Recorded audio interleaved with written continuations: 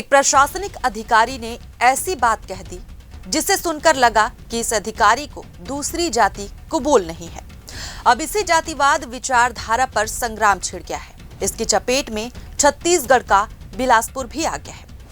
वही इस मामले को लेकर विश्वव्यापी ब्राह्मण एकता महासंघ के प्रदेश अध्यक्ष पंडित मनीष शंकर पांडे के नेतृत्व में बिलासपुर में पुलिस अधीक्षक को अपराध पंजीबद्ध करने के लिए ज्ञापन सौंपा गया।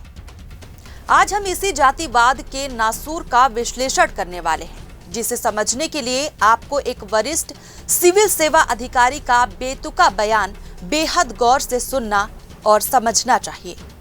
एक परिवार में एक व्यक्ति को आरक्षण मिलना चाहिए जब तक कि मेरे बेटे को कोई ब्राह्मण अपनी बेटी दान नहीं करते या उससे उसका संबंध नहीं बना दे।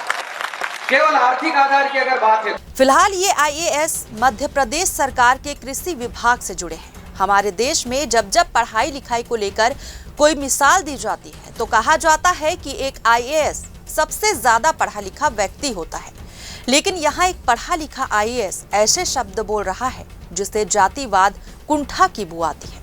इसी वजह से हम आईएएस संतोष वर्मा के इस बयान को कुंठित सोच वाले क्लब का हिस्सा करार दे रहे हैं। जब कोई शख्स प्रशासनिक अधिकारी बनता है तो वो एक शपथ लेता है। अब हम आपको वही शपथ बताने जा रहे हैं जिससे कर्तव्य पथ पर एक प्रशासनिक अधिकारी का पहला कदम माना जाता है।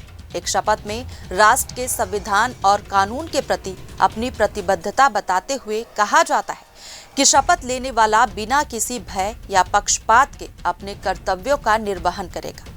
अपने भाषण में संतोष वर्मा ने जिन शब्दों का प्रयोग किया उन्हें सुनकर ऐसा लगता है मानो अधिकारी महोदय को अपनी शपथ का सबसे अहम हिस्सा याद ही नहीं रहा। एक परिवार में एक व्यक्ति को आरक्षण मिलना चाहिए जब तक कि मेरे बेटे को कोई ब्राह्मण अपनी बेटी दान नहीं करते